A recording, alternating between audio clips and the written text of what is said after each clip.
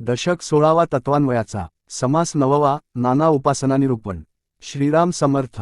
पृथ्वीमध्ये लोक नाना, त्यास नाना उपासना। भावार्थ्य प्रवर्तले भजना, ठाय ठाय।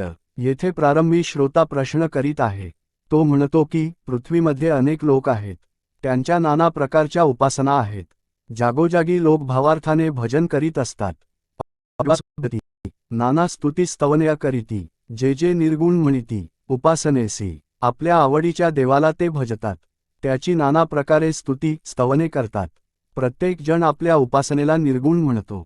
याचा कैसा आहे भाव, मज सांगीजे अभिप्राव। अरे हा स्तुतीचा स्वभाव ऐसा आहे, यात काय भाव आहे, याबद्दल आपले मत काय आहे ते मला सांगावे। यावर वक्ता म्हणतो की अरे आपापल्या देवाची स्तुती करावी असा माणसाचा स्वभावच असतो। निर्गुण म्हणजे बहुगुण, बहुगुणी अंतरात्मा जाण, सकळ त्याचे अंश हे अप्रमाण। प्रचित पहा, निर्गुण असे म्हणणे मायेमुळेच शक्य होते आणि ती माया बहुगुणी असल्याने निर्गुणच बहुगुणी आहे असे म्हटले जाते। वास्तविक चंचळ अंतरात्माच बहुगुणी आहे। सर्व देव हे त्याचेच अंश आहेत हे अनुभवाने जाणून घ्यावे।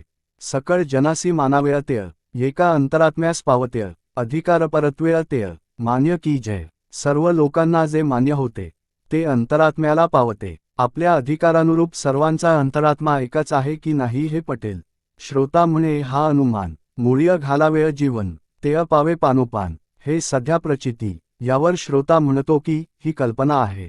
झाडाच्या मुळांना पाणी घालावे लागते तेव्हा ते पानोपानी पोहोचते, ही रोकडी प्रचिती आहे। वक्ता म्हणे तुळसीवरी, उदाक घालावे पात्रभरी, परी न थिरे निमिषभरी, भूमीस भेदे। यावर वक्ता म्हणतो की तुळसीच्या रोपाला भांडंभर पाणी घातले तरी ते वर पानावर राहत नाही, ते एका क्षणात जमिनीला भेदून मुळाकडेच जाते। थोरा वृक्षास कैसे कराव्य, सेंड्या पात्र कैसे न्याव्य, याचा अभिप्राय दैवय मज निरोपावा। तेव्हा श्रोता म्हणाला की तुळशीचे ठीक आहे, पण मोठ्या वृक्षाच्या बाबतीत काय करावे, त्याच्या शेंड्यापर्यंत पात्र कसे न्यावचा अभिप्राय स्वामींनी मला स्पष्ट करून सांगावा। प्रजन्याचे उदक पडतेय, ते तोंड मुळाकडे येतेय, हातची पावेना तेथेय, काय करीती। पावसाचे पाणी मोठ्या वृक्षावर पडते पण तेही मुळाकडेच जाते। पात्राने पाणी घालायला हात पुरत नसेल तर काय करावे, सकळास मूळ सांपडे, ऐसे पुण्य कैचे घडे, साधुजनाचे पवाडे, विवेकीय मन। सगळ्यांनाच मूळ सापडेल इतके त्यांचे पुण्य कोठे असते। साधुसंतांचे विवेकी मन मात्र मुळापर्यंत म्हणजे अंतरात्म्यापर्यंत जाऊन पोहोचते। तथापि वृक्षांचेनी पडीपाड्य, जीवन घालिता कोठे पडे, ये गोष्टीचे सांकड्य, कान्हींच नाहीय। तथापि वृक्षाच्या दृष्टांतावरून झाडाला कोठेही पाणी घातले तरी ते कोठे जाते हे लक्षात येईल, म्हणून काहीच अडचण राहणार नाही।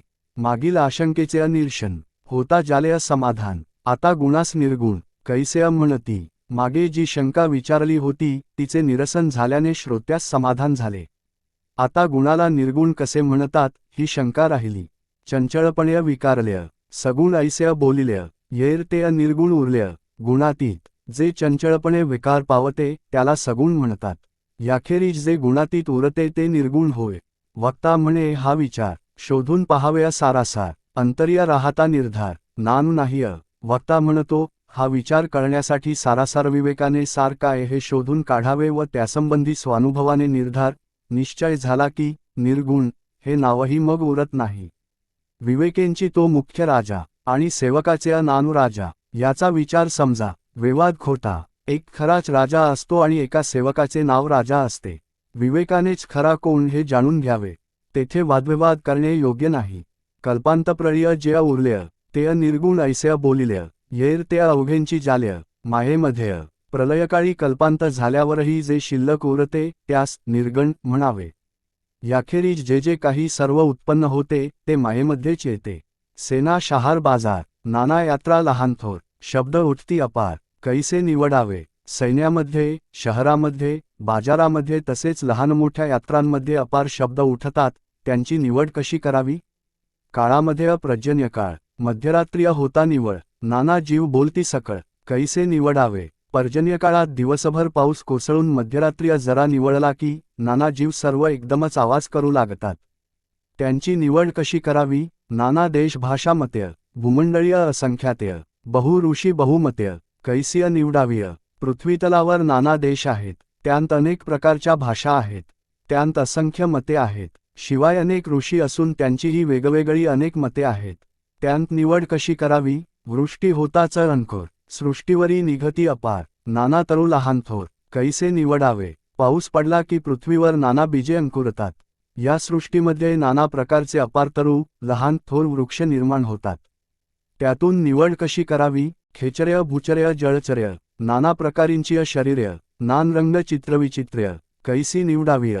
आकाशात संचार करणारे, पृथ्वीवर विचरण करणारे आणि जलात विहार करणारे प्राणी, पक्षी अशी नाना प्रकारची शरीरे आहेत.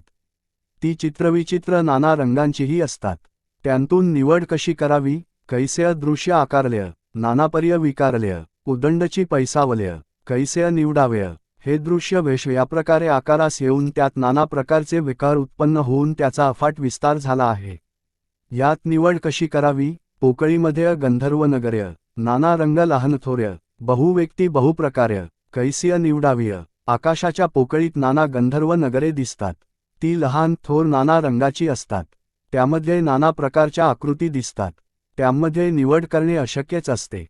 दिवसरजनीचे प्रकार, चांदिण्या आणि अंधकार, विचार आणि अविचार, कैसा निवडावा? दिवस आणि रात्र, चांदणे आणि अंधकार, विचार आणि अविचार यांत निवड कशी करायची? विसर आणि आठवण, नेमस्त आणि बाष्कळपण, प्रचित आणि अनुमान, येणे रीतीय, विस्मरण आणि स्मरण, शिस्त आणि गैरशिस्त, प्रचिती आणि अनुमान यांतही निवड करणे याप्रमाणेच कठीण आहे. न्याय आणि अन्याय, होय आणि न होय, विवेकेन्विण काय, उमजो जाणे. न्याय आणि अन्याय, होय अथवा नाही याचा निवाडा विवेकाशिवाय होऊच शकत नाही.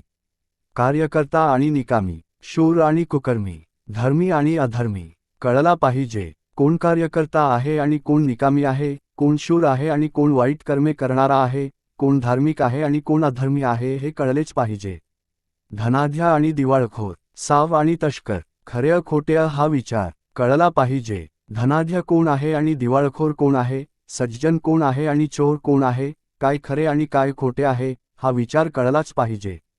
वरिष्ठ आणि कनिष्ठ, भ्रष्ट आणि अंतर्निष्ठ, सारासार विचार स्पष्ट कळला पाहिजे. वरिष्ठ कोण आहे आणि कनिष्ठ कोण आहे, भ्रष्ट कोण आहे आणि अंतर्निष्ठ कोण आहे, हे सारासार विवेकाने स्पष्टपणे जाणून घेतले पाहिजे. इति श्रीदासबोधे गुरुशिष्य संवादे नाना उपासना निरूपणनाम समास नववा. जय जय रघुवीर समर्थ.